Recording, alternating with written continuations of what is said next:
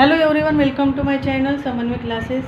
तर आजच्या व्हिडिओमध्ये बघणार आहोत आपण इंग्लिश ग्रामरमधील गोईंग टूचा यूज कसा करायचा सेंटेन्स तयार करताना, तर ते आपण बघणार आहे या व्हिडिओमध्ये। तर वेळ वाया न घालवता आपण व्हिडिओला सुरुवात करू। आपल्याला इथे एक नियम लक्षात ठेवायचा आहे। आपल्याला गोईंग टू म्हणजे हे कधी वापरायचं, आपल्याला एखादी क्रिया भविष्यकाळात घडणार आहे हे सांगण्यासाठी आपल्याला गोईंग टूचा इथे यूज करायचा आहे।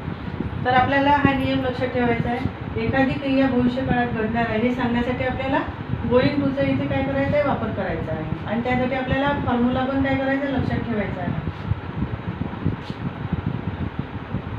Subject plus am is are सहाय्यकारी क्रियापद plus going to plus M E म्हणजे क्रियापदाचं पहिलं रूप आणि प्लस ऑब्जेक्ट।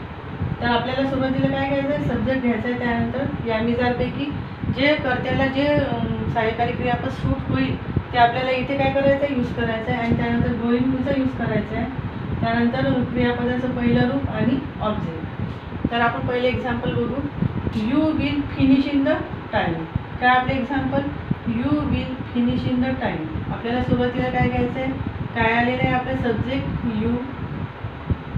आता यूला आपल्याला कोणतं सहाय्यकारी क्रियापद इथे आपल्या कर्त्याला सूट होईल ते आपल्याला इथे एम इज आर पैकी घ्यायचं आहे। यू विल न घेता विल ऐवजी आपल्याला एम इज आर पैकी कोणतं यूला आपल्याला इथे सूट होईल ते घेऊ आपण। यू एम, यूला आपण यू एम, यू इज आपण म्हणू शकतो का, नाही। तर आपल्याला यू नंतर आपण नेहमी काय घेत असतो, यू आर। तर आपण घेऊ इथे यू आर। आर नंतर आपल्याला काय घ्यायचं आहे, going to finish in the time.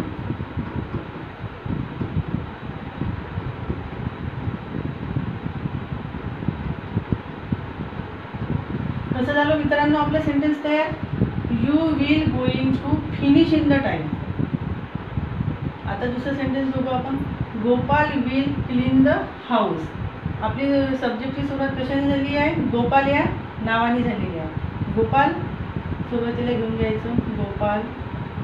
आता गोपालसाठी आपण काय यूज करू शकतो, गोपाल एम होईल का, नाही। गोपाल आर होईल का, नाही।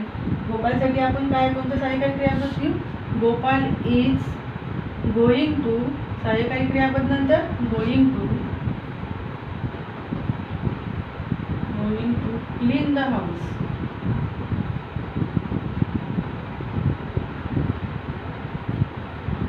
कसं सेंटेन्स तयार झालं आपलं, Gopal is going to clean the house. बघा किती सोपं आहे। जर आपण फॉर्म्युला लक्षात ठेवून जर आपण सेंटेन्स तयार केलं तर किती सोपं आहे।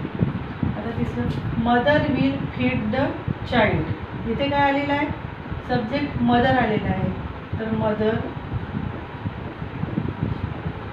मदर विल ऐवजी मदरला कोणतं, आपल्या कर्त्याला कोणतं सहाय्यकारी क्रियापद सूट होईल इथे, इज।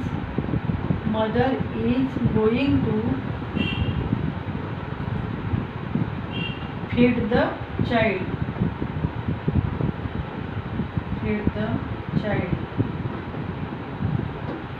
आपलं कसं सेंटेन्स तयार झालं, mother is going to feed the child.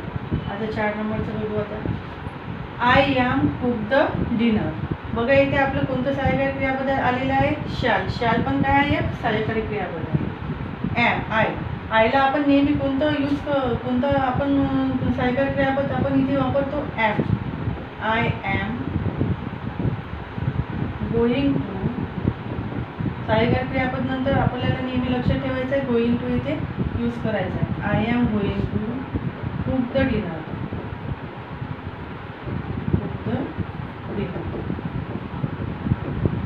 बघा मित्रांनो किती सोपं आहे गोईंग टूचा यूज करणे सेंटेन्स तयार करताना। जर आपण तो फॉर्म्युला लक्षात ठेवला तर आपल्याला काही अवघड जाणार नाही। तर यासाठी आपल्याला नियम आणि तो फॉर्म्युला लक्षात ठेवून आपल्याला काय करायचं आहे, गोईंग टूचा इथे वापर करायचा आहे। तर तुम्हाला व्हिडिओ आवडला असेल तर लाईक, शेअर आणि सबस्क्राईब करा।